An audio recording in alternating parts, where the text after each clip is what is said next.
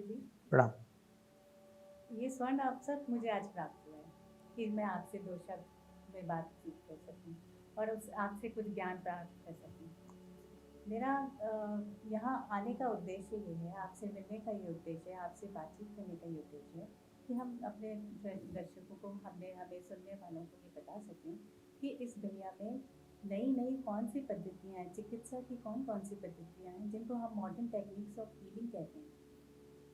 और मैंने तो रेकी के बारे में काफ़ी कुछ सुना है, लामा फेरा के बारे में सुना है, वास्तु पैरानॉर्मल हीलिंग के बारे में सुना है। इन सब के बारे में मुझे कुछ भी नॉलेज नहीं है, कोई ज्ञान नहीं है, तो हमें प्लीज़ आप बताइए। हाँ, आपका बहुत बहुत धन्यवाद। देखिए, आजकल मॉडर्न टेक्नोलॉजीज़ में मॉडर्न हीलिंग जो नए न्यू एरा टेक्नोलॉजीज़ कहते हैं हम लोग, उसमें लगभग 140 150 टेक्निक्स आ चुकी हैं नई। और ये अलग अलग तरह की टेक्नोलॉजीज़ हैं। और जिसमें सबसे पहले सबसे पॉपुलर जो है वो रेकी है, जिसे हम स्पर्श चिकित्सा कहते हैं। उससे शुरुआत हुई, उसके बाद फिर लामा फेरा भी है। उसके अलावा आजकल रेकी की ही कम से कम 100 150 वेरिएशंस लोगों ने बना रखी हैं कि ट्रिनिटी हीलिंग है, सन रेकी है, नारायण रेकी है, ऐसे फ्लावर रेकी है, ऐसे ना। बेसिकली कहाँ से स्टार्ट, ये सबसे पहले रेकी शुरू किसने? देखिए, रेकी की शुरुआत जो ऑफिशियल रेकी जो आई है वो मिकाओ ओशुई ने शुरू की थी आज से कुछ साल पहले। लेकिन जो इसका ओरिजिन है, अगर हम मूलभूत में जाएं, तो ऋग्वेद में एक श्लोक है,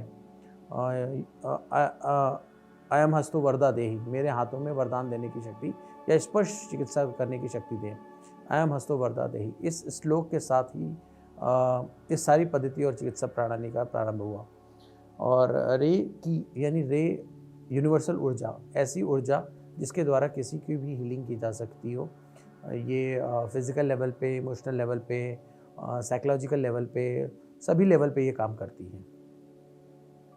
और अगर हम बात करें लामा फेरा की, तो लामा फेरा जो है, लामा फेरा यानी गुरु के आसपास घूमने वाली फेरा यानी एनर्जी, ऐसी ऊर्जा, ऐसी शक्ति जो गुरु के आसपास फेरा लगाने से जो उत्पन्न होती हो, उसे हम लामा फेरा करते हैं। ये क्रिटिकल इलनेस में बहुत काम है, असरदार है। इसके ओरिजिनेटर सदगुरु सत्यानंद जी थे, डॉक्टर एस के सैनी के नाम से जानते हैं हम उन्हें। और ये 95-96 के आसपास हुई है।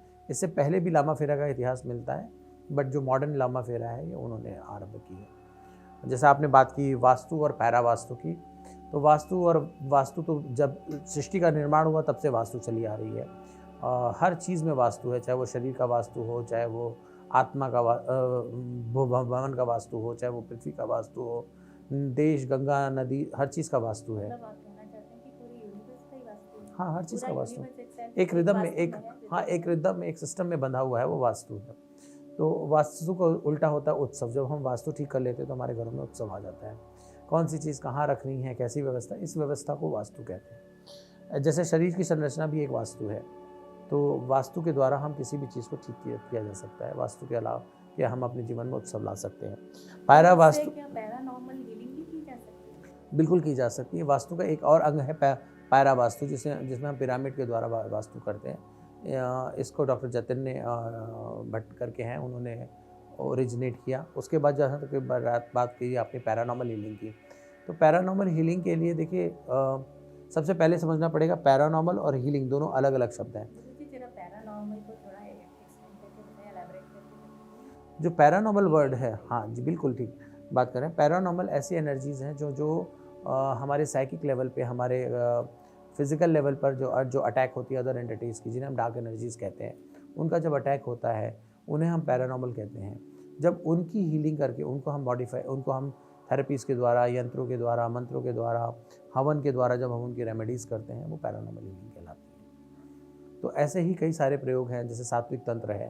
तो ये जो पैरानॉर्मल हीलिंग है, सारे डिस्टेंस में ऑल ओवर द वर्ल्ड पहुंच जाती है? हाँ, ये सारे लेवल पे काम करती है। ये डिस्टेंस हीलिंग में भी काम करती है और आपको वन ऑन वन बेसिस पे भी काम करती है। और इसके साथ ही जो हमारा एक और जानकारी जिसके बारे में बात करते हैं, वो है सात्विक तंत्र, जहाँ पर तंत्र के प्योरेस्ट फॉर्म, सात्विक फॉर्म में हम जो पढ़ाते हैं वो सात्विक तंत्र है। तो ये जैसे जिन कोर्सेज़ के बारे में आपने बात की है, जैसे लामा फेरा है, रेकी है, वास्तु पैरावास्तु है, न्यूमरोलॉजी है, तंत्र है, सात्विक तंत्र है, पैरानॉर्मल हीलिंग है, ये न्यूमरोलॉजी है, ये सारे कोर्सेज हमारे अग्नित्रा फाउंडेशन में पढ़ाए जाते हैं। हमारी पूरी फैकल्टी है, पूरा डिपार्टमेंट है, हर सब्जेक्ट के अलग अलग सब्जेक्ट के एक्सपर्ट्स हैं जो ये इन सब्जेक्ट्स को पढ़ाते हैं। हम यहाँ पर लोगों को वर्कशॉप मॉडल में से ज़्यादा हम गुरुकुल मॉडल में विश्वास करते हैं कि आप आए और कोर्स कर चले गए और हम भूल गए आपको, ऐसा हम नहीं करते।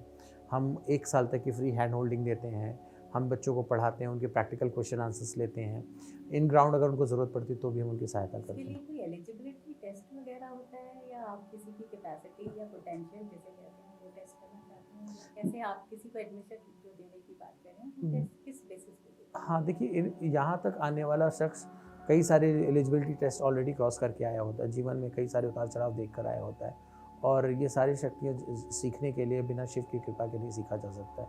अगर शिव की कृपा है, शक्ति की कृपा है, तभी वो इन चीज़ों को सीखने और देखने के लिए इच्छुक होगा। जब वो सीखना चाहता है तो उसका मतलब उसकी है। पर हम ये देखते हैं कि उसके विचार, उसका थॉट प्रोसेस पॉजिटिव होना चाहिए, वो इन चीज़ों को नेगेटिव या किसी को नुकसान पहुंचाने के लिए ना आप सीखे। ये कहना चाहते हैं कि कुछ उसमें इनबॉर्न है और कुछ आप उसमें डाल देंगे, बिल्कुल, जो कुछ उसमें है और कुछ हम उसमें डाल देंगे। यही हम कोशिश करते हैं कि जो उसके पास है उसको इन्हांस करें और जनमानस के कल्याण के लिए हम ही काम कर सकें। तो हमारा उद्देश्य यही होता है कि हम लोगों को अच्छे से ट्रेन करें, और क्योंकि मैं सब जगह नहीं पहुंच सकता, तो हमारे साथ जो लोग जुड़ते हैं, हमारे साथ जो लोग मिलते हैं, वो भी आगे बढ़ें।